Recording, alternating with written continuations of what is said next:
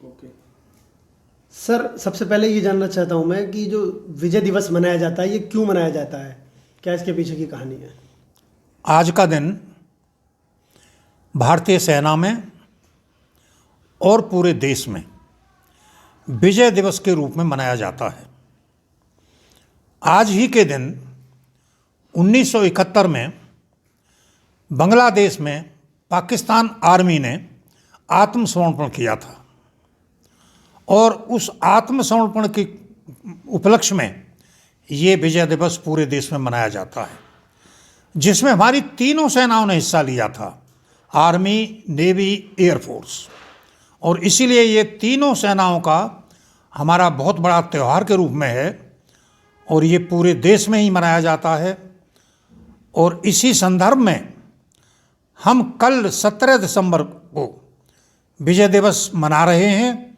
और 1971 में जिन लोगों ने इस लड़ाई में हिस्सा लिया था या जिनके परिवारों ने, अपने नज़दीकियों ने बलिदान दिया है, उनको भी सम्मानित करेंगे, 1971 के योद्धाओं को सम्मानित करेंगे और इस खुशी में देश का भी हम जो है धन्यवाद करेंगे कि देश इस युद्ध के लिए हमें इतना सम्मान दे रहा है। तो जो उस समय युद्ध हुआ था और कितने हमारे जो सैनिक थे वो गए थे और किस तरह से युद्ध हुआ, कितने लोग उसमें शहीद हुए, घायल हुए, क्या कुछ रहा था उस वक्त? इस सारे ऑपरेशन में लगभग 7 महीने का समय लगा था, मार्च से लेकर के दिसंबर तक।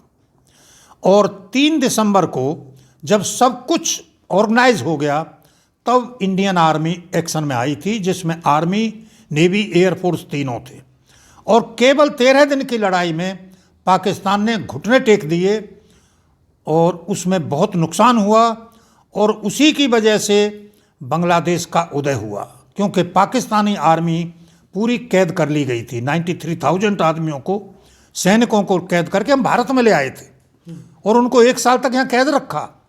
उसके बाद हमने उनके प्रधानमंत्री मिस्टर भुट्टो थे उस टाइम पर, वो हाथ जोड़ करके पैरों में पड़ गए प्रधानमंत्री के कि आप मेरे सैनिकों को आज़ाद कर दीजिए, नहीं तो मेरी सत्ता का परिवर्तन पाकिस्तान में भी हो जाएगा। पाकिस्तान की सेना का आत्मसमर्पण से पहले किस तरह के मतलब हमले किए गए थे पाकिस्तान की तरफ से या हिंदुस्तान की तरफ से? उन्होंने बहुत काफ़ी कोशिश की कि किसी तरह से भारतीय सेना का जवाब दिया जाए और उनको नुकसान पहुंचाया जाए, लेकिन हमारी जो वार नीति थी और जो हमारे अधिकारी थे जो हमसे ऊपर थे, वो इस तरह से योजना बनाई गई कि कम से कम नुकसान हो और पाकिस्तानी आर्मी को धूल चटा दी जाए। उसी वजह से पाकिस्तान आर्मी की रणनीति फेल हो गई और बांग्लादेश का उदय हो गया।